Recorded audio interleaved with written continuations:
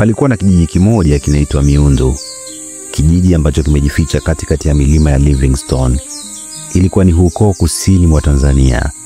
Humo aliishi kijana mmoja mtanashati mno, mwenye ngozi ya shaba iliyong'ara kama jua la asubuhi. Alikuwa na uso wa mviringo na macho ya kutisha, si kwa ubaya, bali uzuri uliotisha. Jina lake aliitwa Gwajima.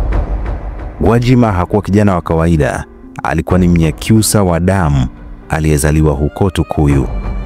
Alitunukiwa heshima na jamii yake kwa kuwa msaidizi wa kila mmoja katika kijiji chao.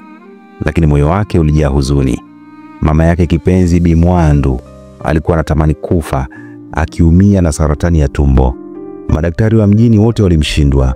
Kila dawa aliyopewa iligeuka kuwa sumu katika mwili wake. Ndipo Gwajima alipoamua kufanya jambo ambalo vijana wa kawaida wasingeweza kulifanya. Aliingia msituni kutafuta dawa ya miujiza. Msitu alioingia ulijulikana kama msitu wa Kamuli-Inde. Wenyeji waliosema ni msitu wa mizimu, mahali ambapo wenye roho safi tu huweza kutoka wakiwa hai. Gwajima alijua fika hatari iliyokuwepo, lakini upendo kwa mama yake ulimfanya asijali, asiangalie nyuma wala mbele. Aliwaaga wanakijiji usiku wa manane. Akaingia msituni akiwa peke yake, akiwa na kifimbo chake cha mpingo pamoja na chupa ya maji na dua aliyoachiwa na mama yake. Msitu ulimkaribisha kwa giza nene na sauti za ajabu. Ndege walilia kama mtoto. Miti iliongea kwa sauti za kupepesa. Alitembea kwa siku 3 mfululizo bila chakula cha maana.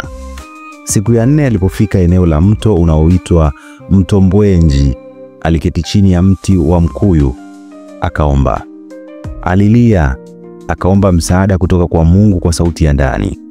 Ghafla, anga lilitanda mawingu, upepo mkali ukavuma. Ndege wakakimbia, ardhi ikatetemeka. Kutoka kwenye majani yaliyokauka, alijitokeza mzee mrefu aliyevaa mavazi meupe yaliyong'ara kama mwezi wa Julai. Mzee huyo hakuwa mtu wa kawaida. Macho yake yalikuwa kama miwani ya kung'ara hivi, na sauti yake ililia kama midundo ya ngoma za kihenga. Gwajima, moyo wako ni safi. Umeingia kwenye ardhi takatifu bila tamaa ya utajiri wala tamaa ya umaarufu. Kwa sababu hiyo, nitakupa zawadi 2: nguvu ya kutibu kwa mikono yako na uwezo wa kuona sumu kabla hajapewa mgonjwa. Lakini kumbuka, kamwe usitake malipo. Nguvu hizi ni zawadi, si biashara. Mzee huyo alipotea kama upepo, na hapo hapo kwenye shina la mti, Gwajima akaona mmea wa ajabu wenye matawi ya dhahabu na mizizi iliyong'ara kama taa. Alijua hii ndiyo dawa. Akaichimba kwa uangalifu, akaweka kwenye mfuko wa ngozi aliyokuwa nayo na akaanza safari ya kurudi. Lakini msitu haukuwa tayari kumwacha aondoke kirahisi. Alipoanza safari ya kurudi, kivuli kikubwa cheusi kilimfuata. Kilikuwa ni kivuli cha pepo la uchu, pepo lililolaaniwa na Mungu kwa kutaka kujua siri za uhai. Pepo hilo lilimwambia, nipe hiyo dawa Gwajima, usiwaponye bure. Nenda kaiuze, utakuwa tajiri kama mfalme. Gwajima alipambana na kivuli hicho kwa maombi.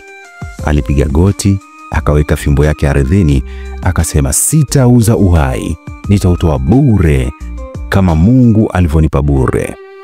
Mwanga mkali ulitoka kwenye mikono yake, kikafuka kama radi hivi kutoka mbinguni. Kivuli kikatoweka kama moshi.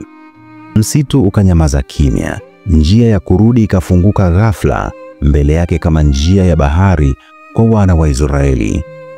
Gwajima akarudi kijijini, akiwa si Gwajima yule wa zamani, bali mtu aliyejaa miujiza mikononi na moyoni. Lakini alipofika tu kijijini, alikuta hali si kama alivyoiacha. Watu hawakuumwa tena kwa kansa, bali walikuwa wakifa kwa ugonjwa mpya wa ajabu. Je, Gwajima atakubali kutumia dawa yake mpya kutibu ugonjwa huo mpya, au kuna maajabu mengine makubwa yanamsubiri? Kama unahitaji tuendelee part 2 katika hii simulizi, basi comment hapo chini, andika part 2. Nitakuletea mwendelezo wa je, Gwajima atawatibu watu katika kijiji chake, atachaji pesa ama nini ambacho kitaendelea.